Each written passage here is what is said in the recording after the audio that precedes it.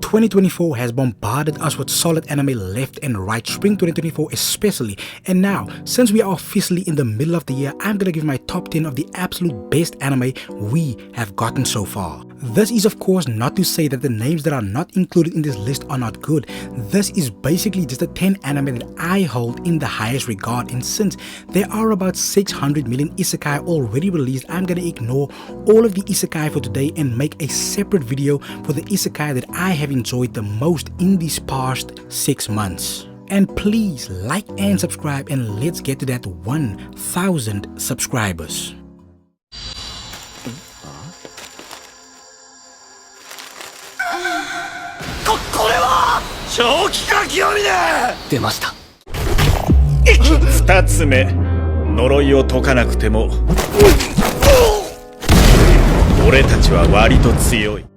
Winter 2024 wasn't as impressive as spring when it comes to the volume of titles, but The Witch and the Beast is something that I feel is a little bit overlooked, and that is exactly why this is my second time giving it some respect. Asaf and Gidu work for an agency that specializes in everything magic. You can maybe call them a magical detective agency. Gidu was cursed by a witch and has dedicated her life to find the witch who gave her the curse, and that is why she is partnered up with Asaf, because his line of work is the best way for her to get closer to her ultimate goal. The show also veers off a little and takes a focus on 2 other members of the same agency, and that was definitely one of my favorite parts of the show.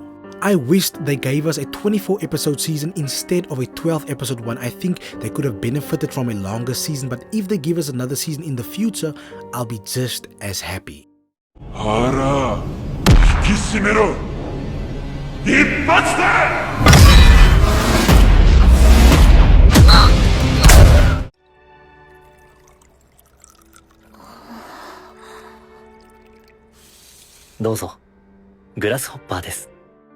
In a world where a new isekai is released every 2 seconds, the next one may just feel like a breath of fresh air. We take a look here at a bartending prodigy. I have heard that bartenders are like psychiatrists with alcohol, and this anime feels like it takes that quite literally. Our MC is someone who can read a person, and depending on the mood of the individual, he can make a drink befitting of that person's specific emotion. I know this doesn't come across as the most exciting anime to watch, but it is just a solid experience that I don't want anyone to miss out from.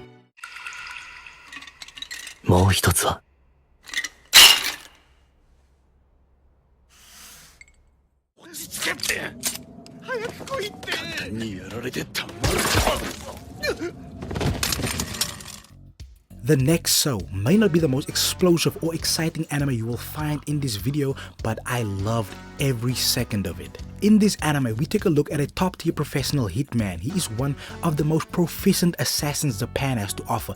If you are looking to take out a high-profile target, our MC is the person for the job. After yet again flawlessly finishing a job, he gets instructed by his superior that he needs to lay low for a while and live the life of an ordinary person. He also gets banned from killing anyone, and for someone whose entire life revolves around killing, this could potentially turn into his toughest assignment yet. The Fable is not the most popular show on this list, but as I always say, popularity doesn't necessarily mean that something is good.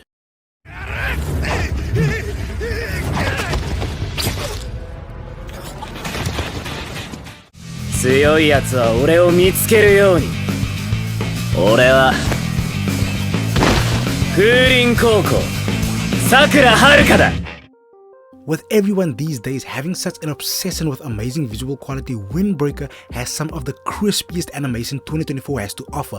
If you are a fan of shonen anime, this is 100% something you would love. Here we look at Haruka Sakura, a delinquent-esque teenager who has been looked down upon for the majority of his life. And with the disrespect from others, Sakura has gotten into a lot of fights in his life and has grown into a decent fighter. And his love for fighting sends him to Furin High, a school with a reputation of good fighters. And coming to the school, Sakura comes equipped with the goal of defeating the strongest fighter the school has to offer. Except Furin High turns out to be something completely different from what our MC imagined. Windbreaker is a fairly simple anime. There is nothing deep going on here, but the simplicity, characters, and the great animation turns this into an anime that you could easily finish in a few hours and you would still want more. 確かにおめえの言う通りだ。自由は力のあるやつにしか与えられない。力がなきゃ自分なんて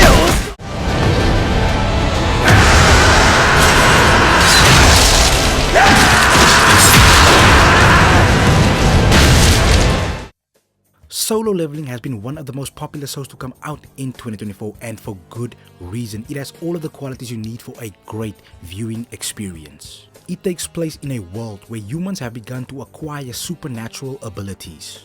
These powers started to manifest when portals to other dimensions appeared, and monsters who cannot be killed by conventional weaponry can be found in these dimensions. But the people who have acquired these special powers are able to fight the monsters, and they are called hunters. And here we look at an MC who is often hailed as the weakest hunter, but that all changes one day when Jinwoo goes through a terrible ordeal on a certain mission, and it changes the course of his life forever. He gets chosen by a mysterious entity that gives him the unique ability of leveling up. The ability is special because no other hunter can level up like our MC. After every monster he defeats, he gets exponentially stronger. If you are one of those crazy anime fans that hates anything popular, this isn't the one for you. But if you are someone who likes powers, great animation, and an overly powerful main character, look no further than Solo Leveling.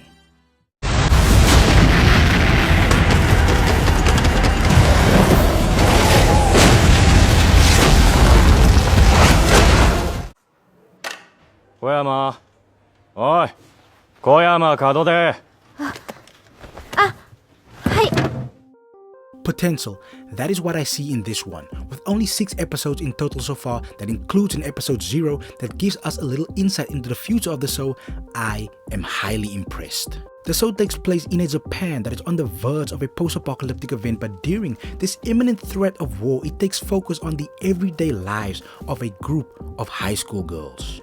I'm not sure how fast everything will progress because episode 0 shows us how drastically everything changes, but I am really excited for what is to come. So far, I haven't seen a lot of people mention this anime. Maybe I'm just not watching the right videos, but I think we have an underrated hit on our hands.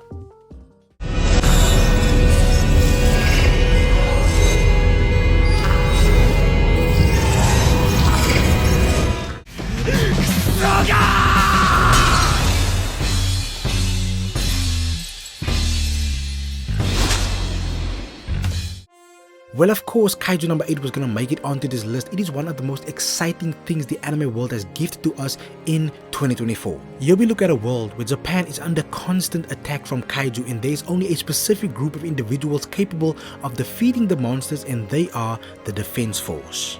Our story looks at Kafka. He is part of the cleaning crew that cleans up after the defeat of a Kaiju, but his main goal in life is actually to be part of the Defense Force. Kafka, however, has failed the Defense Force test on multiple occasions, but after a series of unfortunate events, he gets turned into a human Kaiju hybrid. And with his newfound power, he looks at his final chance to be part of the Defense Force, and this will also be his final chance to fulfill a promise he made to his childhood friend. Action, and some more action is what you will get if you decide to tune into this show. Kaiju number 8 is a very easily digestible anime that doesn't have any dull moments, and something that is so good that it has already been renewed for a second season.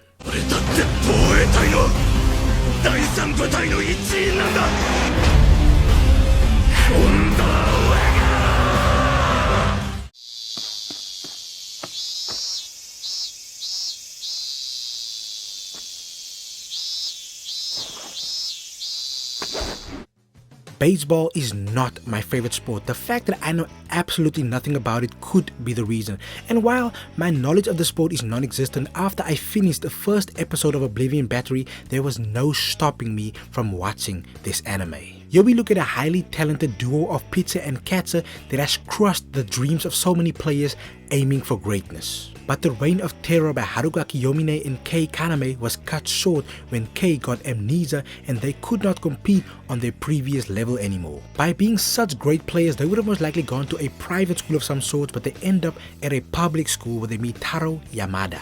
Yamada is a previous victim of Kiyomine and Kaname, but they almost immediately start a friendship. Kiyomine and Yamada then team up to show Kaname how fun baseball can be in an attempt to reawaken what has been lost, and in the process they draw a few other baseball players together and start a team from the ground up. One thing I can say about Oblivion Battery is that it doesn't allow you to get bored. It is one of those anime with back-to-back great episodes. It can sometimes be just a little bit over the top with the comedy, but it's quite frankly one of the biggest reasons why I love this anime so much.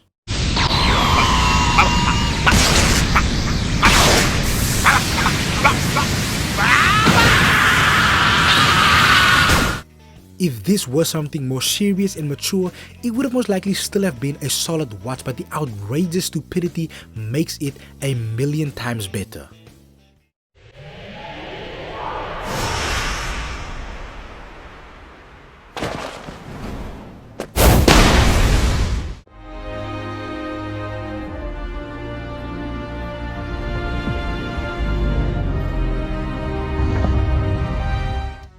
Go-Go Loser Rangers shares a few similarities with the Amazon Prime hit show The Boys, where the potential heroes aren't as innocent as they come across to the public. The so-called heroes, the Dragon Keepers, have been fighting against the monster army for about 13 years. During the first invasion of the monsters, the Keepers wiped out the leaders of the army.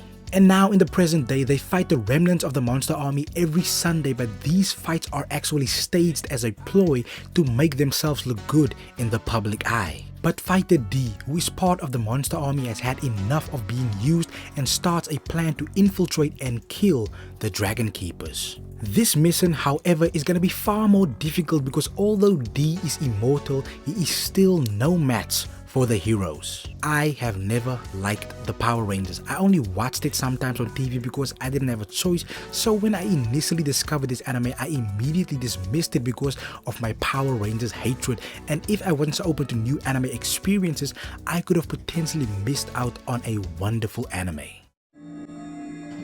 覚えてろ。だから覚えらんねえよ。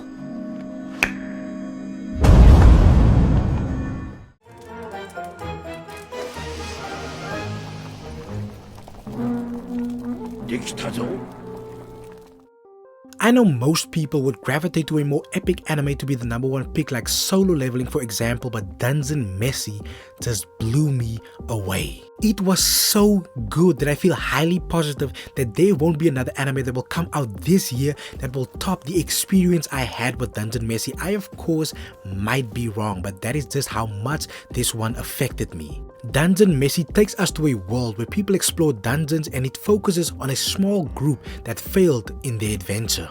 They lost one of their companions in the process and got teleported out the dungeon by said companion. They set out to go back and save their lost friend, but they are stuck with the dilemma of not having any money and gear. And this desperation inspired the idea that they should start eating the monsters they defeat in the dungeon. There was of course some reluctance to the idea, but after the group meets a dwarf named Sensi, someone who has a multitude of experience concerning monster cuisine, they start their new quest. The reason why I love this anime so much is that almost every episode feels like it takes you on a completely different adventure. The fun almost never lets up, and it can also turn into a very dark experience really quickly. So there are many things you can expect from Dungeon Messi. After I finished Frieren, I thought it was gonna be the #1 anime I watched this year, but Dungeon Messi came out of nowhere and turned into my #1 anime of 2024. But that is gonna be it for this video. Thanks for watching. Please like and subscribe, and let's get to that 1,000 subscribers.